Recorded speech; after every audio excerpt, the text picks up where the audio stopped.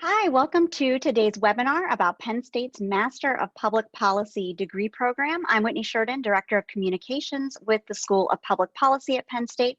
I'm going to be moderating today's webinar along with our panelists. Today we have with us Stephen Moslowski. He's our Enrollment and Advising Manager. Welcome, Stephen. Hi, Thank you for Stephen. having me, Whitney. I appreciate it. Thank you. Also with us is Jonathan Ortiz. Jonathan just graduated as one of our integrated undergraduate graduate program students. That's a mouthful. And he's now a full-time MPP student as of this summer. We're going to talk more about the accelerated IUG program in a few moments and hear from John about his experience. Thanks so much for being here, John. Thanks for having me. Hi, everyone. We also have our Director of Professional Development and Student Engagement, Catherine Baumgardner, with us. Catherine is also an associate teaching professor and has nearly 30 years of public policy experience in healthcare, advocacy, and consulting. Catherine, thanks so much for joining us. Thank you for having me. Welcome, everyone. Thanks to all of our panelists, and of course, thanks to all of you for joining us today. Before I turn things over to our panelists, I want to let you know that if you have any questions, feel free to ask them in the Q&A box at any time throughout the presentation, and we'll respond to them throughout the talk. Of course, we're also going to leave time at the end of the talk to address your questions. You can also feel free to email us anytime at publicpolicy@psu.edu, and you can reach out to us directly that way. And we'll get back to you as soon as possible. So what are we going to talk about today? We're going to give you an overview of the Master of Public Policy program, which you'll hear us say, refer to as the MPP program a lot. We're going to talk about who is suited for the program. We're going to talk about curriculum and the skills you'll gain. We'll discuss career options and income expectations for grads, as well as some of the unique support program that we provide to our students. We'll break down the application process and requirements, and we'll also talk about life at Penn State. And of course, once again, we're going to take your questions, which we encourage you to ask throughout the presentation. But before we get into explaining the program, I think we should provide an update on the university's plans for instruction. Stephen, can you talk to us about the current status of what's happening? Yes, I can, Whitney. So right now, the university is considering multiple different options for fall semester. At the moment, the entire summer semester has been continued remotely. If you are looking for up-to-date information, as you can see, there's a website here where the university provides all of the up-to-date news or releases regarding what we are doing about the current pandemic. But in regards to fall semester, the options that are being considered are that we return to campus in the fall in person as normal. Another option that's being considered is that we start remotely when students return to campus at a later point in fall semester. And then the final option being considered is that fall semester would continue to be offered remotely, just as summer has and the end of spring semester was. The good news out of all of that is that regardless of what decision is made, fall semester will be taking place. The MPP cohort will be starting in fall of 2020, and you will be getting the classes that you need without any impact to your graduation timeline. Thanks, Stephen. So we're here to talk about the MPP degree. Stephen, what exactly is the Master of Public Policy degree program? Who's this program for, and who should apply? So this program is a professional master's degree that provides students with a lot of different training and specific skill sets needed to go and be a policy analyst in multiple different fields, which we'll go into a little bit later. It's a 2-year full-time program on our University Park campus. In terms of students who should apply, it can be anyone. We're not looking for any specific undergraduate background for students that are coming into this program. What we are looking for are students that have an interest in impacting or making change. I say that those students that have that kind of motivation are the perfect students to come into a public policy program, because that's primarily what you do as a policy analyst and in the field. Great. I want to bring our current MPP student, Jonathan Ortiz, into the discussion. John, why an MPP?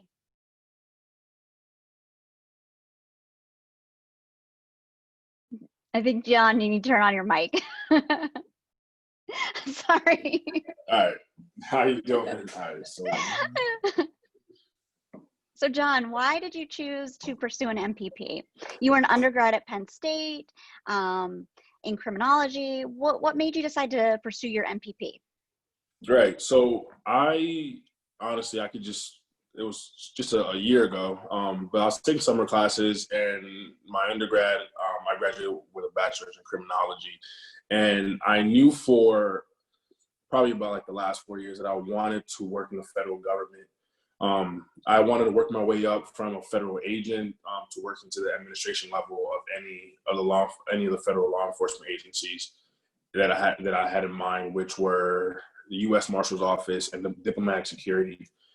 In the MPP program, once I did my research and once Stephen really talked to me about it and informed me about it, I realized that I can use the knowledge gained from policy work, financial stability, and research. I could use that to work my way up the ladder, and I'll be effective in the change that the agency needs to just become better. It's I know a lot of people take different routes for working in the federal government, but I've always wanted to start from the bottom, which usually require being an agent, and then working my way up. And honestly, the MPP program just allows me to take the knowledge that I have from policy work to make sure that when I get to the administration level, I know how I can effectively lead a team for positive change. You're talking about making change, impacting change. A lot of the members of your cohort, do you find that that's something that drove them to pursue their MPP, being an advocate for change, having a passion for making an impact? Is that something that you find? That's what leads to some interesting library conversations before and after classes. I'll tell you that right now. There's probably in our cohort 10 of us that always work together. So when you put a group of us that's as diverse as we are in our cohort, and you put us together with our different backgrounds, and we talk about change, the way to make change, there's 10 different ways to make change. So I find that it challenges me as an individual who wants to go into the federal law enforcement, to hear versus hearing from someone who wants to start off in a nonprofit, or hear someone who wants to start off really in Congress, or in local government. A lot of the individuals in our cohort are driven by their backgrounds and what they know.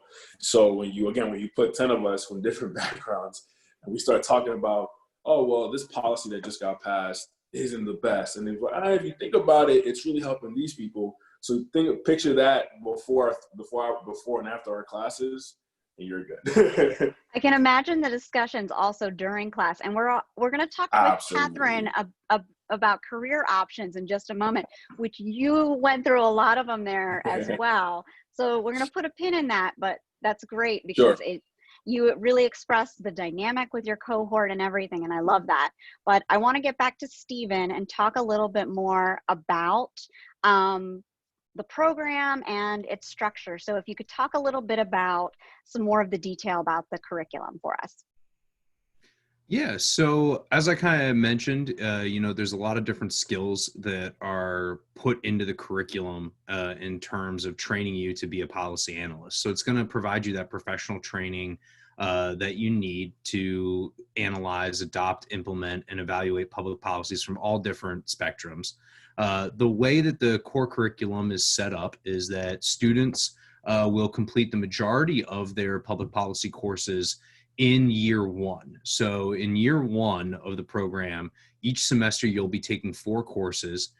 For most students, those will all be within the School of Public Policy, providing you with the general background that you need. So you'll have your statistics for public policy process, economic analysis, a lot of the introductory classes that provide you the framework that you're going to need to be successful.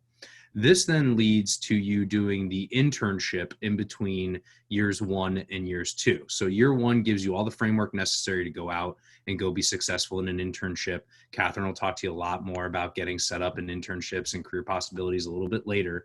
But so that's what happens in between years 1 and years 2. You'll go, you'll do your internship. You come back for year 2, and this is where you have the flexibility that kind of makes this program a little bit more unique. You have the ability to choose where you want to have a specialization of focus, and we'll go into that a little bit more soon. But you'll do those electives to create your specialization within public policy during year 2, while wrapping up any other public policy courses that you have left. And then in the final semester, you will complete your capstone experience.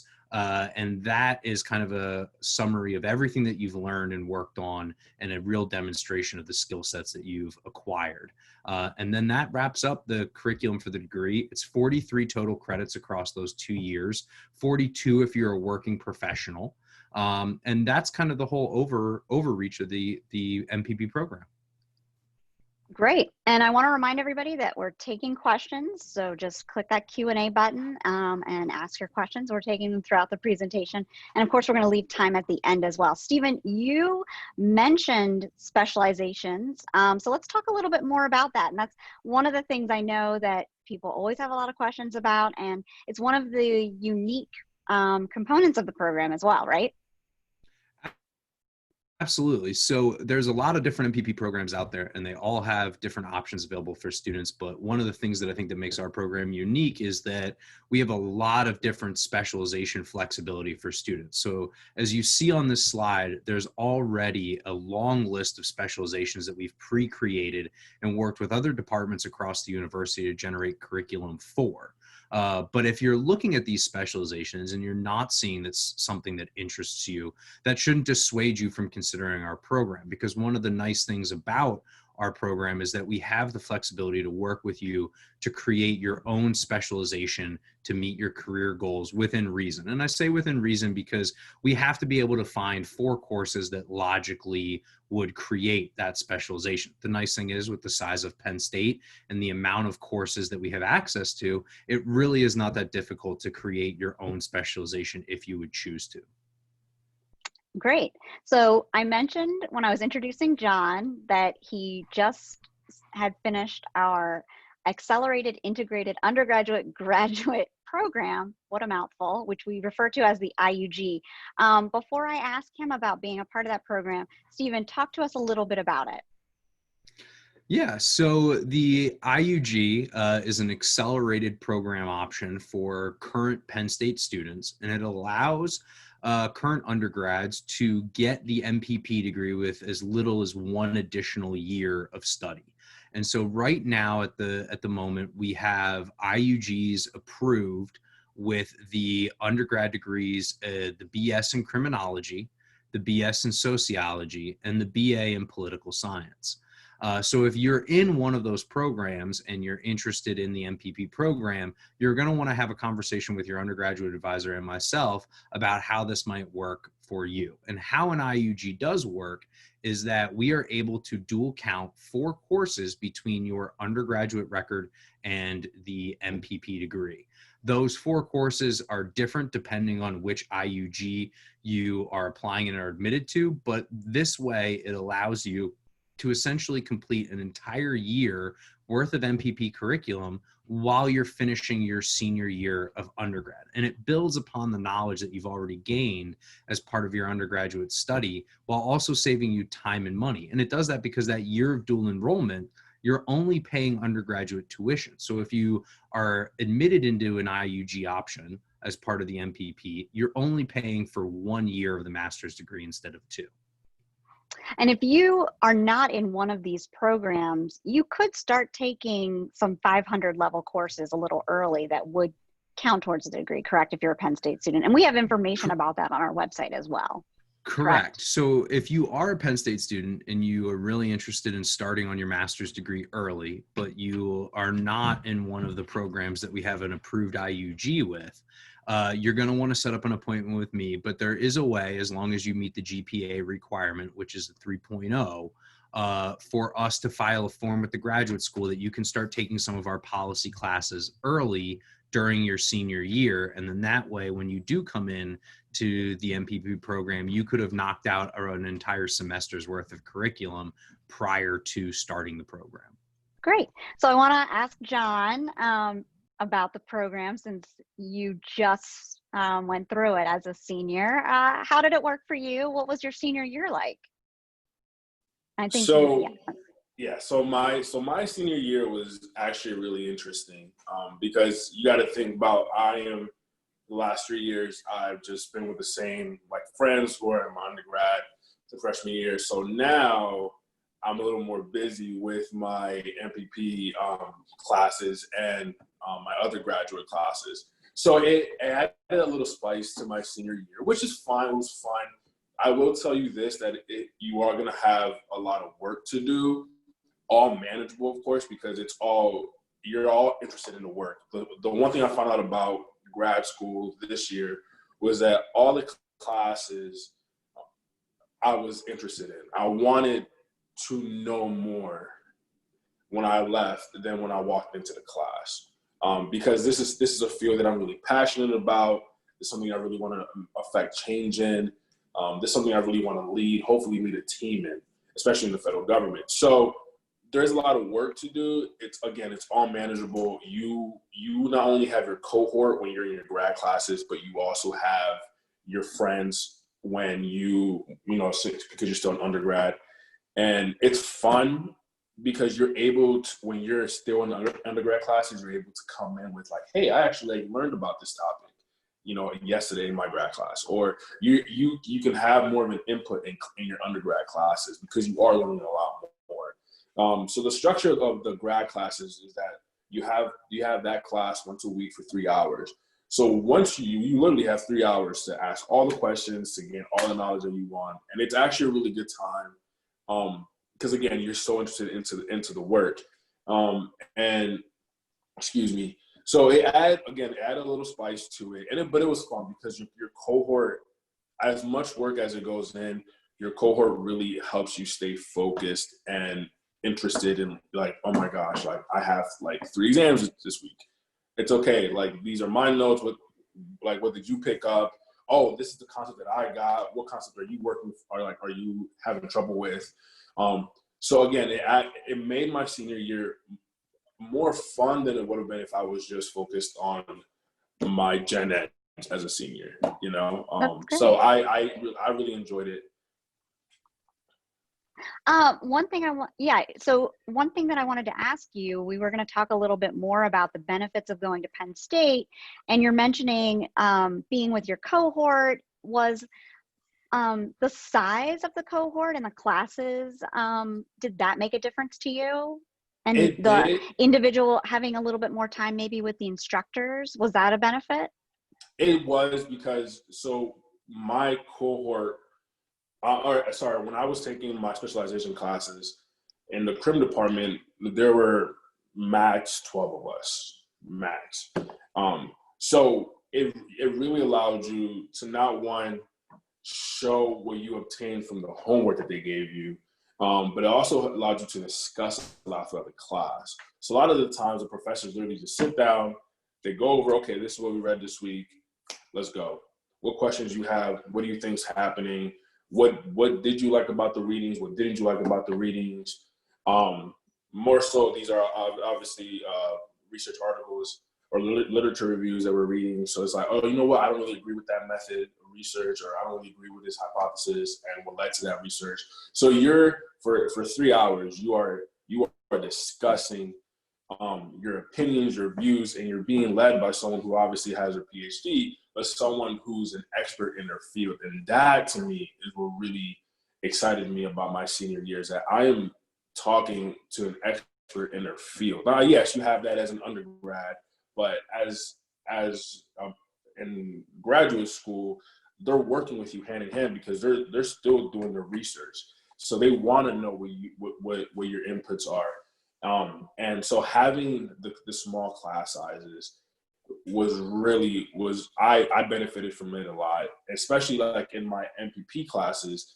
Having a small cohort having a small cohort and class size was good. What I really actually enjoyed, I forgot to mention this last week, was that I found that in some of our MPP classes, we had other graduate students from other programs come in. We had, I think in one of our stats classes, we had PhD students who are from the geology department. Didn't even know you can get your PhD in geology, but listen, it's all good. So, you know, having their input in some of the classwork was amazing, because again, I wasn't really interested in that field or knowledgeable in that field. So the good thing about our classes is that other graduate programs are taking our classes. So you're not just with your cohort, you're able to interact with other students, and that can really widen your view on the coursework, and how to build relationships with other students, honestly. Great. We got a question. This is cool. And these are some of the things we might address a little bit later. We have someone asking about the total cost of the MPP. And Stephen, I'm going to throw this one to you. And they also ask, if they were to attend Penn State, would they need to live on campus? So Stephen, I'm going to ask you and I'm not sure if he is with us or if his internet is breaking up a little. It looks like he might not be with us. We do have links to the tuition site, which is, I believe, tuition.psu.edu on our website. If you click the apply button, there will be links, as well as links to housing.psu.edu. And if you are, if you're interested about living on campus, you do not have to live on campus as a graduate student. You will have the option to live on campus as a graduate student. And John, we did talk about this last week when we were talking to accepted students. So John, if you want to maybe take that one about living on campus. I know Stephen's coming back in here, so we'll let him talk about that in just a second. But you can talk about living on campus maybe, and off. You want to take that part of it, John? So you have the good thing about the size of Penn State is that it's huge. So you have a lot of living off-campus housing opportunities. There is one place that's designated for graduate students. It's called White Horse. So if you decide to live on campus, you would live there. And just kind of like undergrad, you would have, I believe the layout of the apartment is you would live with 3 other individuals. You each have your own rooms. You have like a living room and a kitchen. So you do have a kitchen in it, which is different from undergrad. And you do have an RA. And the RA is literally just in charge of making sure, okay, do you have everything that you need? You know, how can we help you? So that's good. I live probably a quarter mile from campus, and I enjoy it. I renewed my lease earlier this year, because again, it's so easy of a commute. The benefit about living off campus is that these places, they expect to have students, so they'll give you a parking space for your car. They'll give you for example, mine came with a free bus pass. So and transportation, is an issue, right? Yeah. So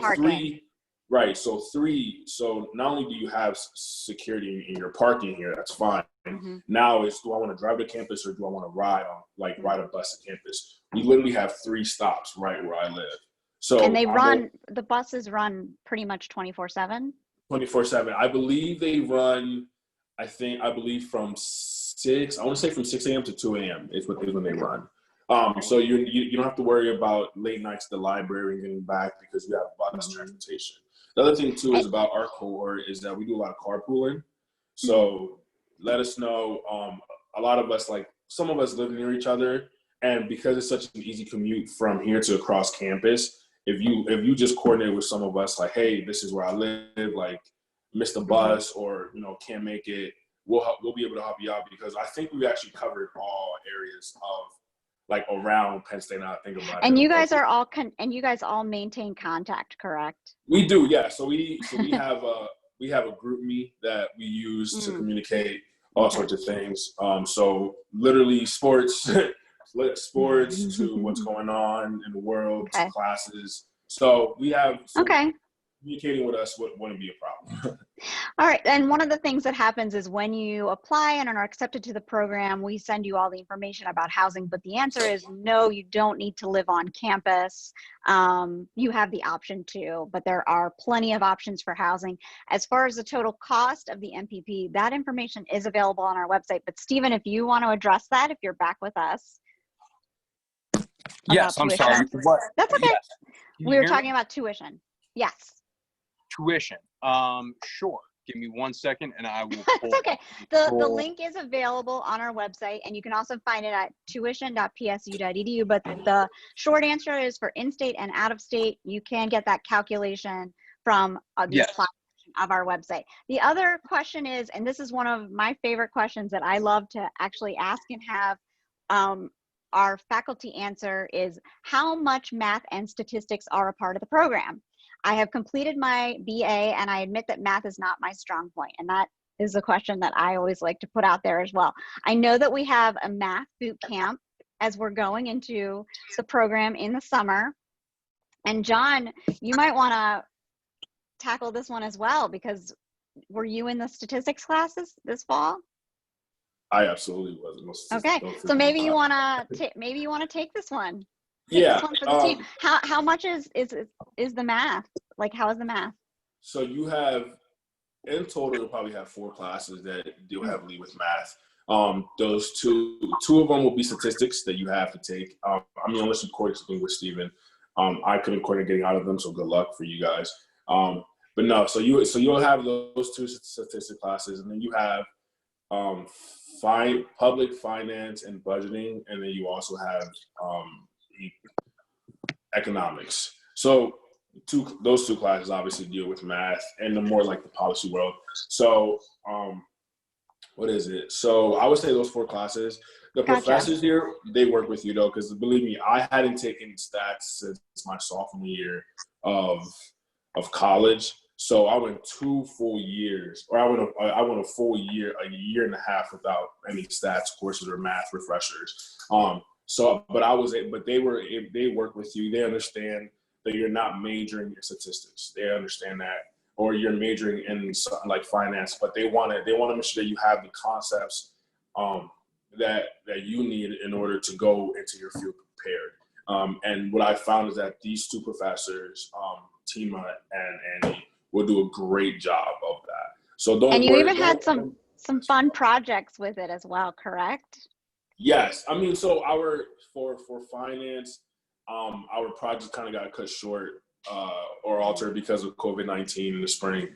But what I liked about finance, this finance and budgeting this semester, was that we were able to look at real world situations and apply what we've learned. So you hear that a lot, but really we had to do some research on, it was like a small town in Tennessee, how they got bankrupt, what decisions they made that were illegitimate, and what we would do if we were in charge of our own town. So really think about a whole semester learning on how to public finance and budget. If you give us a project like that, we're all ready. Especially different roles too. Trust me, we were all ready to give our input on how to make sure that we were all dealing with finance as well. And you did have a math boot camp, right? Or statistics. Correct. So that helped a lot. So that was in the last summer. Yeah, that was in summer. summertime. So that you guys had that before the semester started. So that's part of orientation. So there is help. There's help available. Right. So there's help available. The professors are they work with you guys. You guys have a small cohort, small class sizes.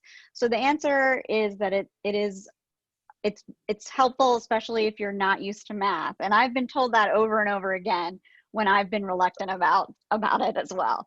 I want to get to talking about earnings, because one of the questions is, or about careers first before we talk about earnings. We talked about this with John about what he's planning to do with his MPP. I want to bring Catherine Baumgardner into the discussion, our Director of Professional Development and Student Engagement. So Catherine, John went through some of the careers that his fellow cohort members are pursuing, but tell us a little bit more about the employment opportunities. Sure, Whitney, thank you. I love listening to students talk about their experiences. And I just, as a faculty member also, I want to just add that a little bit to what Whitney and Dawn just said. And, we're here to help you achieve your goal and to achieve your dreams. We're not here to get in your way. And so if statistics are something you struggle with, we're here to help you with that. Leadership is something you struggle with, we're here to help you with that too. And then that's the beauty of a small graduate program. Public policy is one of those things that we don't always think about. It provides foundation in our society. And as long as things are going along just fine, policy goes along just fine and everyone lives their lives. It's times like these today, which are really incredibly exciting, where public policy has such attention because we're finding where policy is working and where policy hasn't worked. And so there's just an opportunity for so many great conversations and some great ways to develop leadership in the field because we have a high profile right now. And as a result, there's a high demand. So the degree is highly valued. You heard many of the sectors that Dawn spoke about and Stephen spoke about, but it's across all levels of government, nonprofit organizations, lobbying, consulting firms, think tanks, private sector companies. You can follow your passion in so many different directions. And that's what's really beautiful about a public policy degree. As Whitney mentioned, I have 30 years in public policy, primarily in the healthcare sector. So as you might imagine, I'm finding what's happening in the world today incredibly interesting and motivating as we chart new waters. Mm-hmm. Exactly. Now, one of the things everybody wants to know, and we had the question about tuition.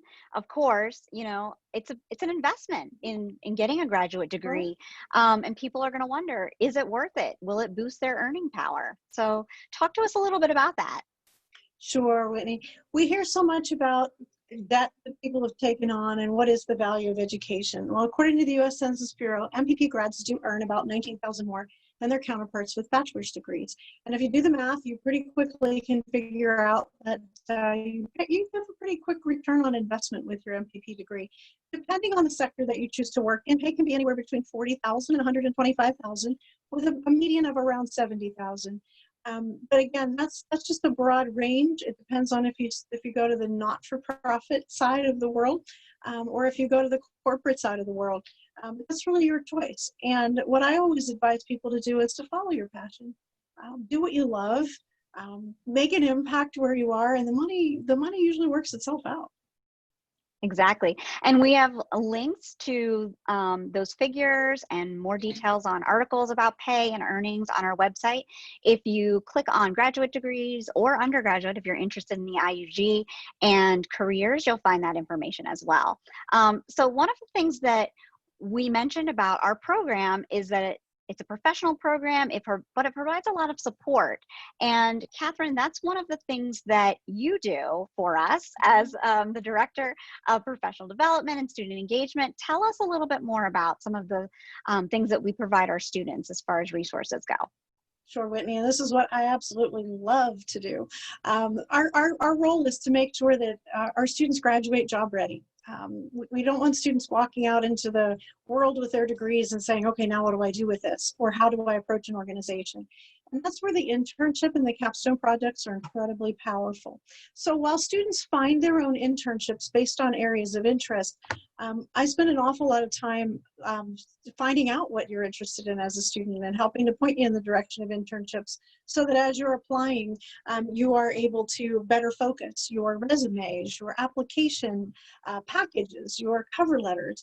We work with you on interview process, and so much of now what's happening virtually, we've also been staging people in virtual interviews and working in the virtual workplace. And what does that look like?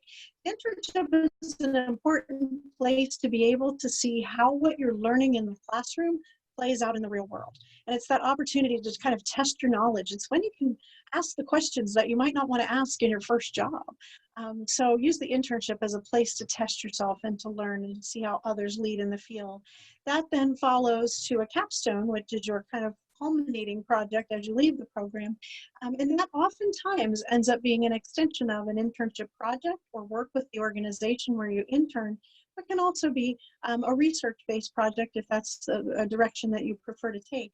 But the whole idea here is that you leave job ready. And woven in with all of that process is helping you with your career and where you might want to go. You might enter this program with one background and decide that another level or another area of public policy is more interesting to you. And so we coach you on how to determine that and how to find opportunities within those sectors. There's also leadership development, not only within the classroom. So we have an elective that's a leadership development course that specifically takes you through understanding who am I as a leader and what impact do I want to make and how can I be more effective. But throughout, we weave in professional development programming. And so that's exposure to our faculty who are at the cutting edge of research, who are presenting their findings and conducting discussions. It's linking you to people in the field who've made an impact and continue to make a day-to-day impact, as well as creating mentoring support opportunities for you as well. So our goal is to bring you in and help you find what you love to do and help you to leave as a total package that's incredibly appealing to people who are looking for public policy experts in the world. Excellent. And I want to ask John about his internship. And I know we have a question that's great that we're going to address. But first, I want to throw it to John. And I know, John, you just started your internship. So tell us about it. Where are you interning and what are you doing? So I am interning for the U.S. Fish and Wildlife Service in Wisconsin, La Crosse, Wisconsin. I actually have a meeting set up after this Zoom call. Talk to my supervisor. If there was no COVID-19, I would have started mid-May. But so now we have to just talk and see what works best for me because I do have to go out there for work. So that's a big commute or a big move for me. But what I'll be doing for my position is working with the head of the agency for that region and helping her with her pretty much any communication to other state or local, state or local parks enforcements, and then also helping her with the financial stability of her department. So that requires a lot of communication with our other agencies, with our other departments within the agencies and other regions. I believe that I'm looking at the map right now that our region covers Wisconsin and Minnesota. So that's two large states that we have to cover. And I'll just be working hand in hand with her in the administration level, trying to focus on what we can do to better the services and better communication, which obviously times like this with COVID-19, it really challenges your agency. So I'm really excited to really have gone in at this time because usually you make a plan for times like this, but now we're attacking a plan like this. So we're seeing the flaws that the previous administrations had, but we're also seeing what we have learned, and as we deal with this COVID-19. So I'm really excited for it. That's wonderful that you just said that. I also wanted to point out, I was just reading an article about how many internships have been canceled, postponed, and how many students are not getting them and what that's doing to their semesters. Catherine, almost or all of our students have internships, correct? You've helped them secure internships this summer. Correct. And this is our correct. first cohort, so this is outstanding, and we're very excited about that, correct? We are, and what's really been great is the organizations have been willing to pivot with us to take what was typically a live-only internship and make them remote. And so as John pointed out, we're all learning together, but what's really great is the organizations still very much value our interns and are willing to work with us to make sure that we get a great experience, both for the organization and for our students. So yes, we're excited. A lot of programs can't say that they're close to 100% or at 100%. Well, it's very telling about how essential public policy is right now. We do have a great question here that I want to get to. I'm interested in the program. However, I have a good amount of student debt. Are there jobs on campus that can help provide an income during the program duration? Stephen, this is a perfect one for you if you're back with us. Yes, I'm back. Can everybody hear me? Mm-hmm. Okay, perfect. Had to switch over to my phone. So there are a lot of opportunities available for students to work while they are in the program. One of the things that we've done with our curriculum is we've designed it so that the majority of our classes are offered once a week in the evenings so that people can still maintain jobs to develop income while they are taking classes towards the MPP. So there's a lot of opportunity for jobs in the actual town of State College, and then there's a lot of opportunities for employment with the university if we are physically on campus. So there are ways to look for both jobs. Anything that comes from the university, you can find through psu.jobs. Other ways you'd have to look on your own through normal job posting websites, but there's always positions available either through the town or through the university to help students with funding their degree. And we also, I want to point out that we get a lot of information that we distribute to our students about whether they're research options or positions like that, that we send out to our student email list. So we get those a lot that we like to forward on to students as well. We have a question here that says, I'm interested in learning about the flexibility of curriculum design, even though data science analytics option is fascinating. I desire to specialize in energy and the environment, but this option not making the list dissuaded me from applying before now. Will this option be feasible? Stephen, that's the first part of the question. So this is a great one for you to tackle because the flexibility part of the question. Yeah, so if you're interested in energy, environment, sustainability, there are plenty of courses that are offered through Penn State that we can work on getting you enrolled in. We actually have a student who's starting this summer and is taking specialization classes in regards to sustainability and resource management. So it is an option. We would just have to sit down and look at the potential courses that would work for that interest you, that fit with your schedule, and that you would have the background to be successful in. Some classes obviously are controlled specifically just for students in those programs, but we do have a lot of flexibility to get you into them and complete a specialization in that area. We have multiple faculty members who are starting in the fall who specialize in environmental policy. In fact, that's part of their research area. So that and the flexibility of the program allows you to work with Stephen to help design a specialization. So definitely meet one-on-one with him, try to schedule a Zoom interview. This person also asked that, said they are aware the program offers grad assistantships. Does this cover all or part of the tuition too? Funding is a huge concern as an international student with some level of student debt resulting from ongoing study. So that's kind of similar to the other question that we just had. If you want to reiterate that, Stephen, a little bit. Yeah, so we do have research positions that are potentially available for all students that apply. Everyone that applies and admitted to the program is considered for one of these research positions. The way that they operate, though, is they do not provide tuition reduction or assistance. They provide an hourly wage, which is given out just as if you were to be a normal employee. So you're paid on a biweekly basis for 20 hours a week is how the positions are structured. And they usually come out to about half of in-state tuition or a third of out-of-state tuition. And information regarding all of that is on the website as well. So there's nothing additional you have to do to be considered for one of those positions if you apply, but there are other opportunities. As Whitney said, we get a lot of emails from other programs and departments across the university that are looking for graduate students to help with research projects or fill work study positions or wage payroll positions. And we forward those along to all of our students as soon as we get them, so that if it interests you or fits your needs, you can apply to those positions and be considered. And I would recommend emailing us at publicpolicy@psu.edu. Stephen is actually the person who checks that email, so you can schedule a one-on-one meeting with him and talk to him a little bit more about that. So Stephen, they've heard about the program, they've heard about specializations and all of those details about the curriculum. How do they apply? What's next?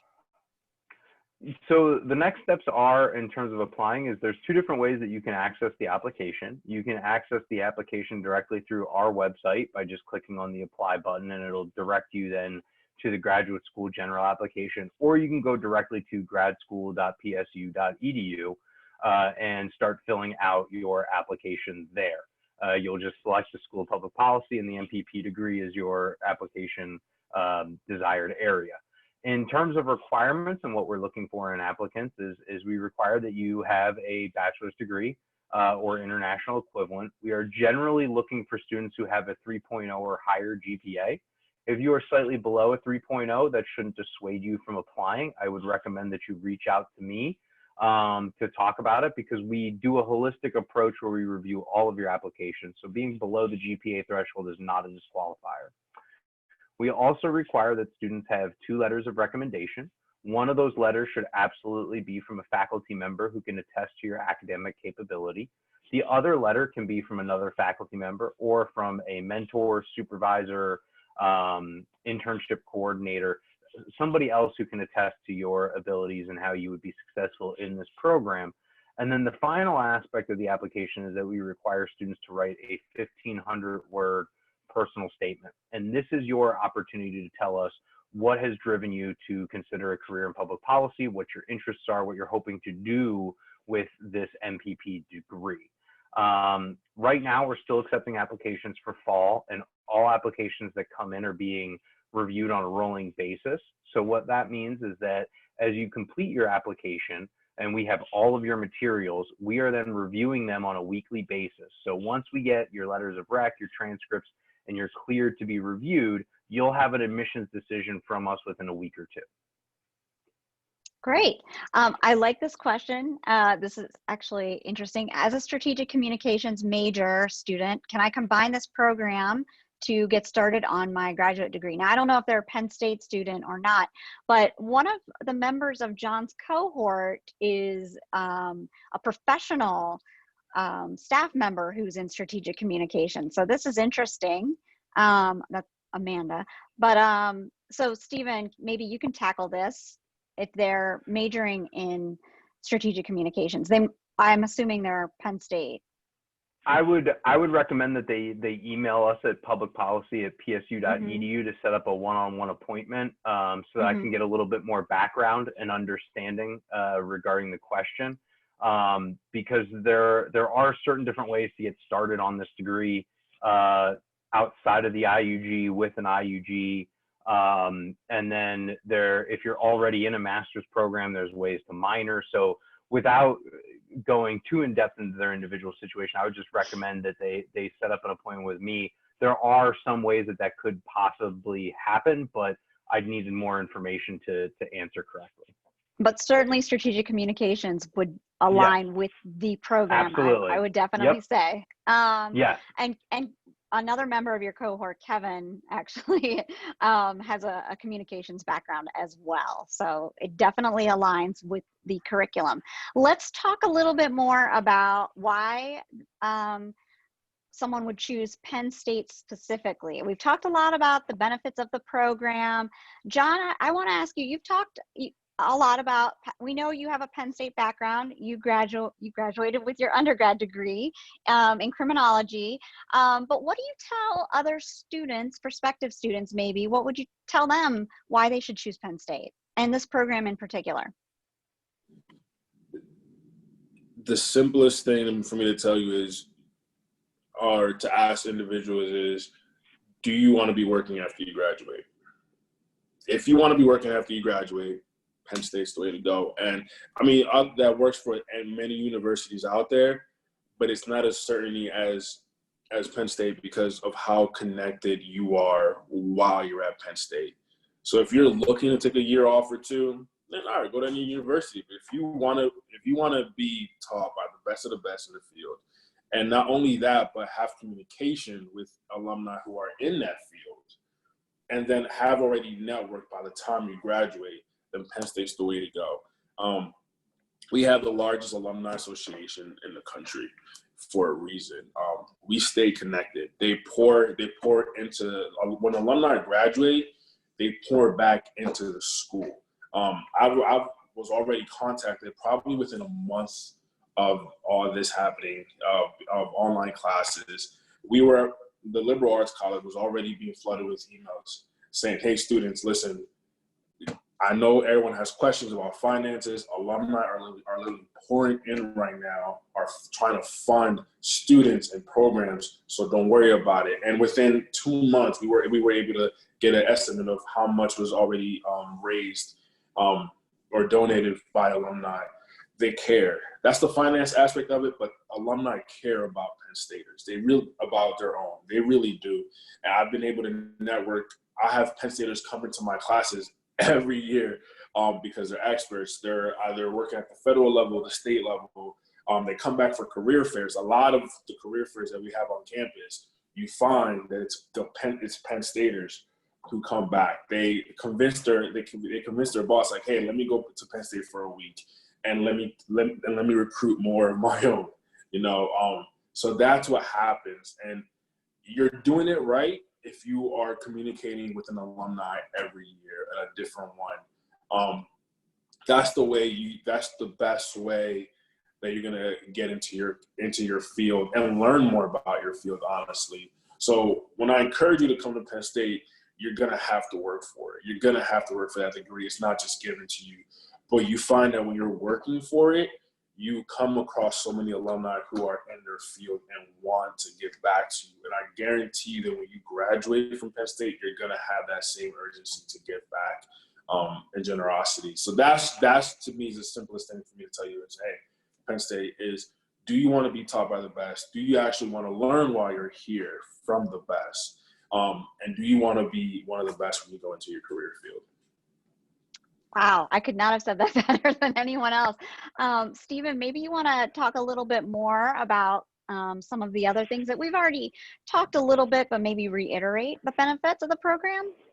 Yeah, I mean, John stole a lot of my thunder there on why Penn State. So I'll just kind of reiterate a few things that you've seen on this slide about what makes us unique and why you should consider us over other programs. So as we've talked about the specialization flexibility, being able to create your own specialization, choose from a list of already existing ones, provides you a lot of options to kind of bolster your interests and really get you that first job in the career field that you're looking for.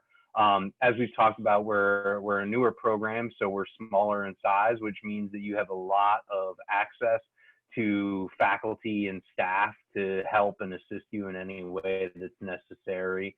And then you're going to also have the ability, if you're interested to get cutting edge skills in leadership along with data analytics. And as John said, we have the largest dues paying alumni association in the world, and they are active and supportive. And no matter where you go after you graduate, you will be able to connect with Penn State alums across the world that can support you and help you in anything that you choose to do. Exactly. So we have had some great questions, but if there are any additional questions, I encourage you to ask them now. You can also email us anytime at publicpolicy@psu.edu. Again, Stephen is the one who answers those questions. That email, and I see John has his hand raised. Hold on one second, John. Stephen is our director of advising and enrollment. So if you want to set up a one-on-one appointment, he is the one to contact at that email address that you see on your screen. And John, I see that you have your hand raised, so we're going to throw it to you. Yeah, so Stephen made a good point about this when you're in your field. And that's another thing that I forgot to mention is when not only does Penn State help you be prepared for your field and compete to be the best in your field, but once you're in your field, you still have that line of communication. So that's something to really think about is that, yes, Penn State, there's no question Penn State can help you get to where you want to go. Our program can help you get to where you want to go. But once you're there, are they still there? Are they still contacting you? And is it more than just donate back? Are you still in contact with the mentors from Penn State? Are you still in contact with the alumni that you were networking with when you were a student? And that's all yes. You still have that line of communication. Penn State really wants to see you succeed. And you kind of grow a special relationship with the alumni that you've been working with. So, it happens to everyone. If you want to change careers, Penn State's going to help you. Someone's going to help you there. So it's not just, okay, you're there.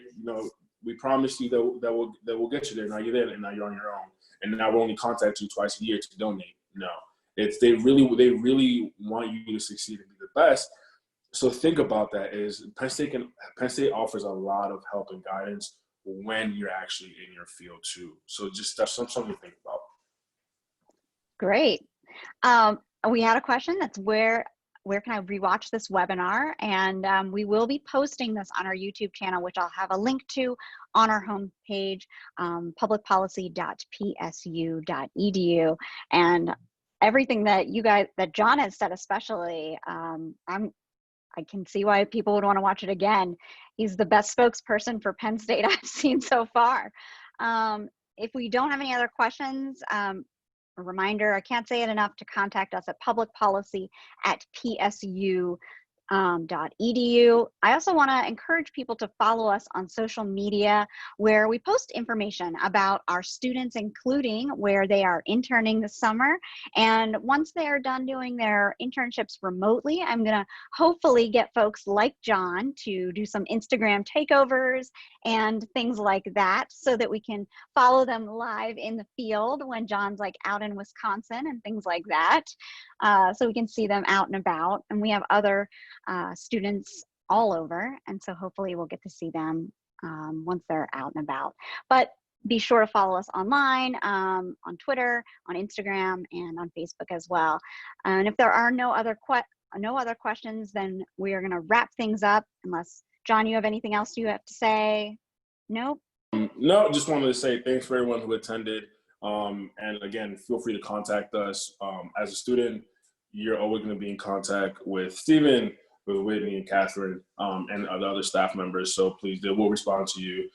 They do care about what questions you have. So please feel free to contact us. And I'm excited to hopefully see one of you guys or gals in the fall. Couldn't have said it better myself. Thanks everybody for watching, and have a great day.